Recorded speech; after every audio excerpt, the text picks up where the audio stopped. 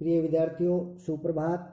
पिछली कक्षा में हमने बाजार दर्शन पाठ के लेखक जैनेंद्र कुमार का जीवन परिचय समझा। आज की कक्षा में हम बाजार दर्शन पाठ के सार का अध्ययन करेंगे, जिसको दो भागों में पढ़ा जाएगा। तो लीजिए, प्रस्तुत है पहला भाग। बाजार दर्शन जैनेंद्र कुमार का विचार प्रधान निबंध है। यह एक ऐसा निबंध है जिसमें विचारों की प्रधानता है या सोच की प्रधानता है या चिंतन की प्रधानता है। इसमें लेखक ने बाजार की आवश्यकता और उपयोगिता पर विचार किया है। यहाँ पर लेखक ने दो चीज़ों पर विचार किया। एक, बाजार की आवश्यकता यानी बाजार की ज़रूरत, और दूसरा बाजार की उपयोगिता यानी बाजार में उस ज़रूरत को पूरा करने की कितनी ताकत है, कितनी शक्ति है या कितनी क्षमता है। इन दो चीज़ों पर विचार किया है। बाजार एक ऐसी संस्था है जिसका उद्देश्य है, जिसका मकसद उपभोक्ता की आवश्यकता की पूर्ति करना है। उपभोक्ता होता है बाजार की चीज़ों को उपयोग में लाने वाला, या कोई भी चीज़ उसको उपयोग में लाने वाला उपभोक्ता कहलाता है। जिसका मकसद क्या है? उपभोक्ता की आवश्यकता की पूर्ति करना है, उपभोक्ता की ज़रूरतों को पूरा करना है, उसका शोषण करना नहीं, उसको लूटना नहीं। बाजार का मकसद किसी को लूटना नहीं है, उसकी ज़रूरतों को पूरा करना है। बाजार वस्तुओं का प्रदर्शन स्थल भी नहीं है, यानी बाजार को अपनी चीज़ें चमका दमका कर नहीं दिखानी चाहिए। आगे देखें, अनावश्यक क्रय, बिना जरूरत के खरीदारी या खरीदना। यहाँ पर लेखक के दो मित्रों और एक लेखक के पड़ोसी का उदाहरण दिया गया है। तो पहले देखें किसका उदाहरण है। लेखक के मित्र एक मामूली चीज खरीदने बाजार गए थे। लेखक के एक मित्र थे जो एक छोटी सी चीज के लिए बाजार गए। लौटे तो उनके साथ अनेक बंडल थे, लेकिन जब वे वापस आए तो उनके साथ सामान के अनेक बंडल थे। इस फिजूल खर्ची के लिए उन्होंने अपनी पत्नी को जिम्मेदार बताया। इतने सामान पर इतना बेकार में खर्च कर दिया। फिजूल खर्ची होती है बेकार में खर्च कर देना। इस बेकार के खर्च के लिए उन्होंने अपनी पत्नी को जिम्मेदार ठहरा दिया। क्यों ठहरा दिया? क्योंकि स्त्रियां अधिक सामान बाजार से खरीदती हैं।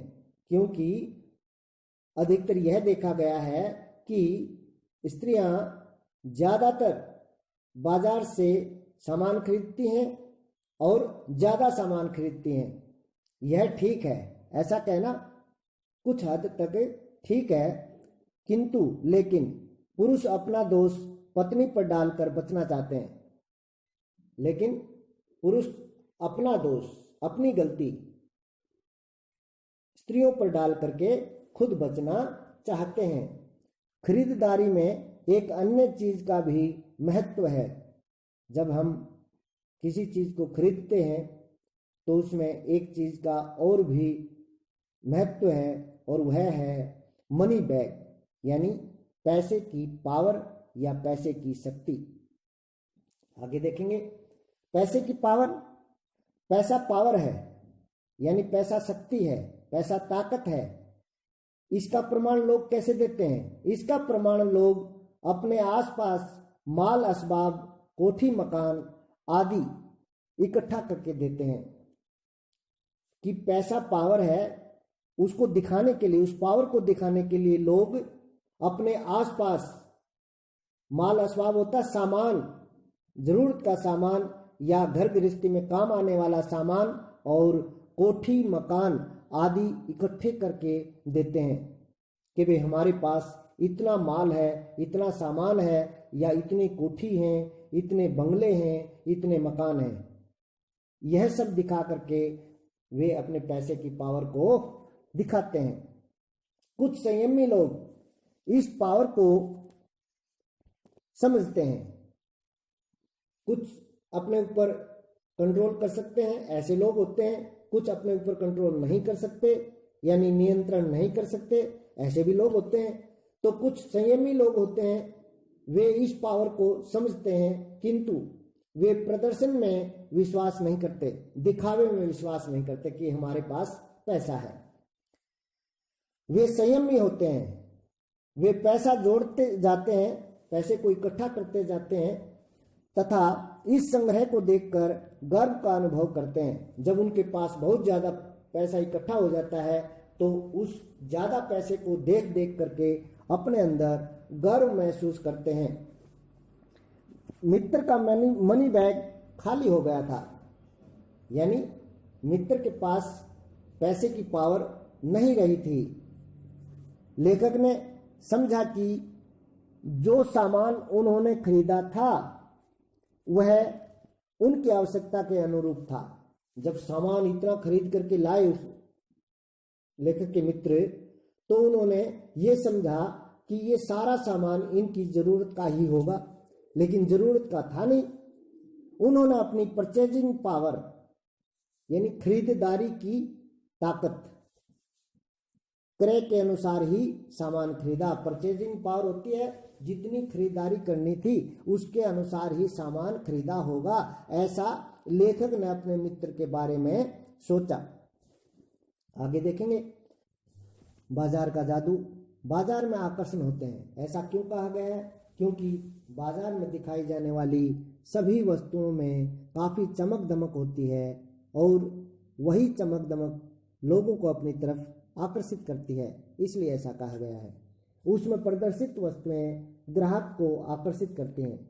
उसके अंदर दिखाई जाने वाली जितनी भी वस्तुएं हैं वो मानो ग्राहक को अपनी तरफ खींचते हुए ये कह रही हों कि वह उनको खरीद ले।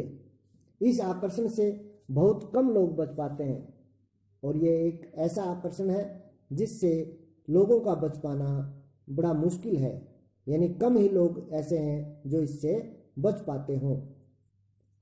संयमहीन व्यक्ति को बाजार कामना से व्याकुल ही नहीं पागल बना देता है, और जो व्यक्ति संयमहीन है अर्थात जो व्यक्ति अपने ऊपर काबू नहीं कर पाता, ऐसे व्यक्ति को तो बाजार उसकी इच्छाएं बढ़ाकर उसे बेचैन ही नहीं बल्कि पागल कर देता है, पागल जैसी हालत बना देता है।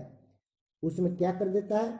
उसमें असंतोष यानी अशांति, ईर्ष्या, जलन और तृष्णा पैदा करके, उत्पन्न करना होता है पैदा करना, तृष्णा पैदा करके उसको बेकार कर देता है। जादू से रक्षा। लेखक के एक अन्य मित्र भी बाजार गए थे। लेखक के दो मित्रों की बात की गई थी, एक पड़ोसी की बात की गई थी। तो एक मित्र का उदाहरण पहले पढ़ चुके हैं आप। अब ये दूसरा मित्र है जो बाजार गया था। वहां अनेक चीजें थी, बाजार में बहुत सारी चीजें होती हैं। वह बाजार में रुके भी बहुत देर तक, और वे मित्र बाजार में काफी समय तक रुके। उनका सभी चीजें खरीदने का मन हो रहा था, और जब चीजें देखेंगे, तरह तरह की चमकदार चीजें देखेंगे तो उनको खरीदने का भी व्यक्ति का मन करता है। तो ऐसे ही मन लेखक के उस मित्र का भी कर रहा था। सोचते रहे क्या लूं क्या न लूं। अब इतनी सारी चीजें देख करके वे दुविधा में फंस गए, असमंजस में फंस गए कि इनमें से क्या लूं और क्या न लूं। उन्होंने कुछ नहीं खरीदा, सोचते ही रह गए, खरीदा कुछ नहीं और खाली हाथ घर लौट आए। बाजार का जादू उसी पर चलता है। आगे बताया कि बाजार का जादू किस पर चलता है, किस पर नहीं चलता। बाजार का जादू उसी पर चलता है जिसकी जेब भरी हो और मन खाली हो। क्या बताया कि बाजार का जादू भी उसी पर चलता है जिसकी जेब में पैसे हो और मन खाली हो, यानी उसको ये पता नहीं हो कि मैंने क्या खरीदना है और क्या नहीं। मन खाली होने का मतलब यह पता न होना कि उसकी आवश्यकता की वस्तु क्या है। पहले बताया मैंने, मन खाली होने का मतलब यह है कि व्यक्ति को ये पता न होना कि उसको खरीदना क्या है और क्या नहीं खरीदना।